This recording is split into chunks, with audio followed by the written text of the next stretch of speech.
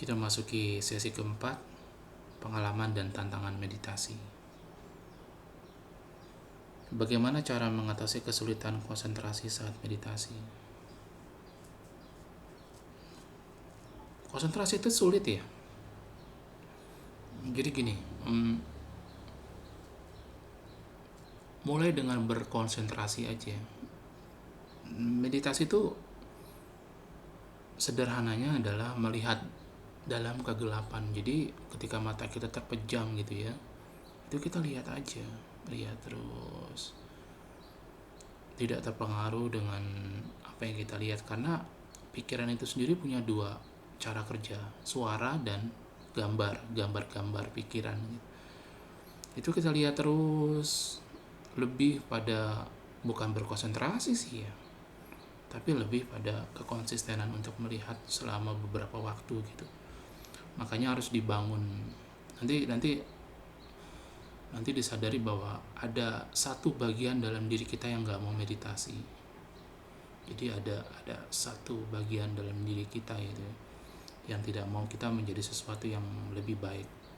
Nanti kita akan menyadari bahwa itu bukan diri kita. Serem kalau udah bahasan kayak gini. Tapi dijalani aja dulu. Nanti kalau misalnya nanti itu ternyata jadi masalah dan atau ingin diketahui, silakan tulis pertanyaan di kolom komentar. Apakah meditasi bisa menyebabkan efek samping? Bisa. Efek samping itu kan ada positif, ada negatif. Apakah bisa memberikan efek positif? Bisa. Efek negatif? Bisa. Tidak disarankan bagi yang tidak mempunyai guru ya bermeditasi lebih dari 20 menit. Tidak disarankan, maksimal 20 menit. Kalau bisa jangan lama-lama ya, kalau tidak punya guru atau pembimbing. Karena apa?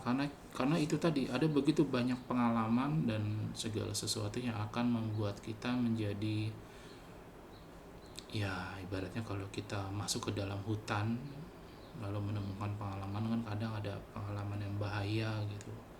Itu kalau tidak ada pembimbing itu, ya ibaratnya kalau kita sudah masuk hutan itu, kalau kita udah maju 100 meter ya berhenti aja gitu dengan sadar gitu, lalu keluar lagi supaya lebih aman, atau tinggal dalam radius 100 meter itu tidak lebih gitu. Karena dari pengalaman, ada pengalaman yang baik dan tidak baik, dan pengaruh baik dan tidak baik. Kira-kira sesederhananya sih itu sebenarnya. Bagaimana cara mengintegrasikan meditasi ke dalam rutinitas harian? Ya harus dilakukan setiap hari.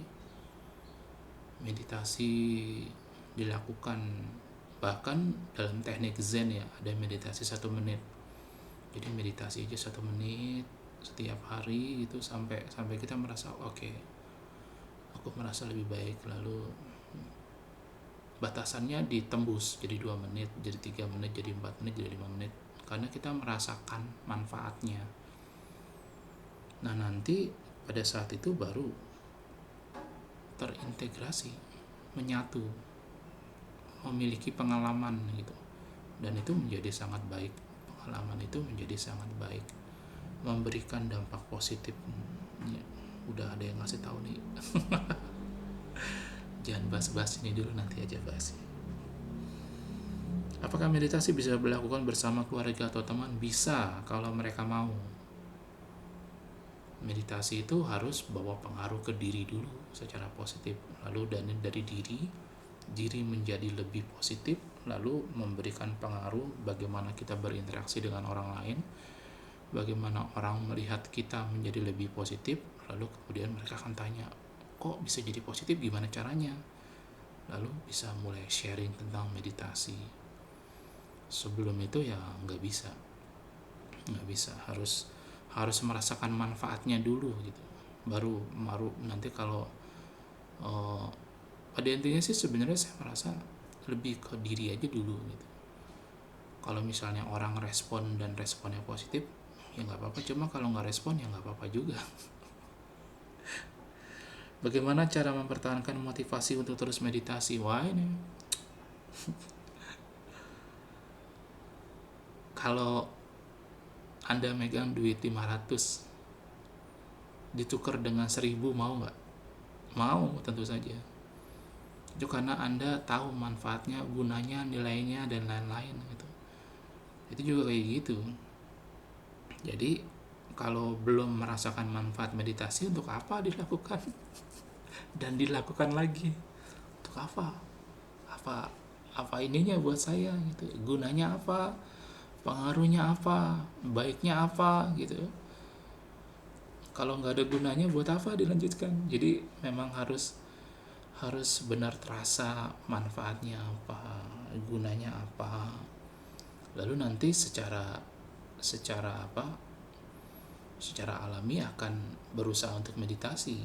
Kadang ada orang mendisiplinkan meditasi ya karena disuruh atau katanya gitu, tapi baik sebenarnya kalau sudah merasakan manfaatnya, merasa butuh meditasi, lalu menjadi semakin berkembang baik dalam meditasi. Nah itu ntar udah nggak perlu motivasi, lalu ntar menyadari bahwa meditasi itu bisa dilakukan tanpa memejamkan mata, menyadari apa yang dilakukan, menyadari apa yang dikatakan, menyadari apa yang dilihat, menyadari apa yang dipikirkan. Itu juga meditasi tingkat lanjut sih.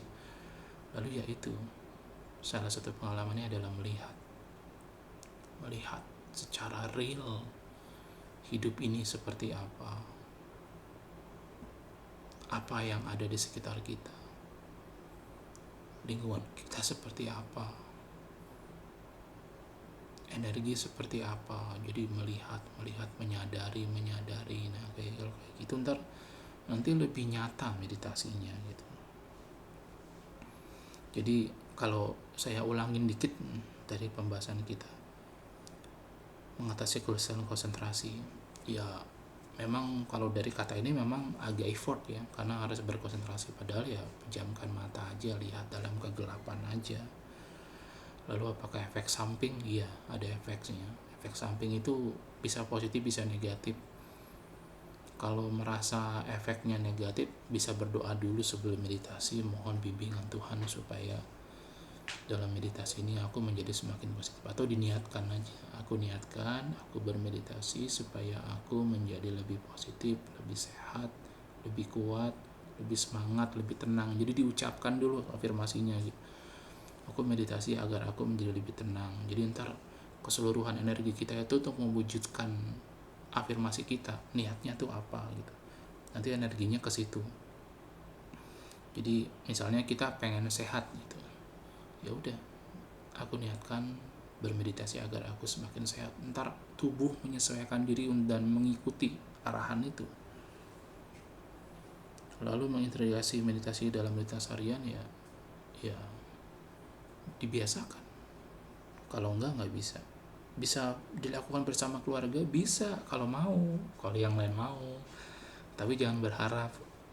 Pokoknya intinya sih sebenarnya secara positif, apapun dalam hidup itu kalau tidak berharap tapi dilakukan ya, tapi digiatkan gitu, tapi didisiplinkan, ntar itu efeknya itu lebih daripada apa yang kita pikir itu efeknya. Jadi dibanding kita tidak meditasi, kalau pilihannya misalnya gini, apakah baik meditasi atau tidak baik meditasi? Tapi kenapa saya bilang begitu? Karena saya tahu manfaatnya apa. Kalau nggak pernah meditasi, nggak tahu. Mempertahankan motivasi untuk terus bermeditasi ya selama itu bermanfaat ya. Selama itu bermanfaat. Kalau nggak bermanfaat, nggak bisa. Saya kerja karena saya tahu manfaatnya dan memang harus kerja gitu. Saya jadi guru ya sudah ngerasain enak lah gitu. Ketemu murid juga, ketemu banyak hal. Nah lalu yang menarik begini, it is related with reincarnation. Nanti kita akan menyadari bahwa itu ada, dan memang ada, bahwa kita terhubung satu sama lain gitu, bahwa kita yang memilih.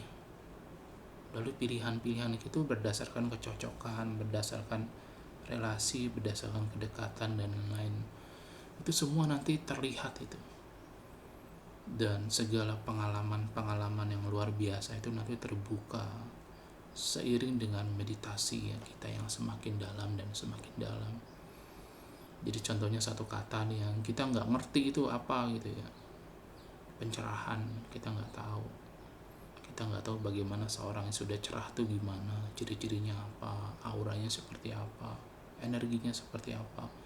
Itu nanti seiring dengan meditasi kita yang semakin dalam, mungkin butuh waktu puluhan tahun ya. Nanti kita akan tahu. Dan kalau kita beruntung, salah satu keberuntungan kita adalah bertemu dengan seorang yang sudah cerah. Keberuntungan kedua adalah menjadi muridnya. Keberuntungan ketiga adalah menjalani apa yang dia ajarkan. Keberuntungan keempat adalah menjadi cerah.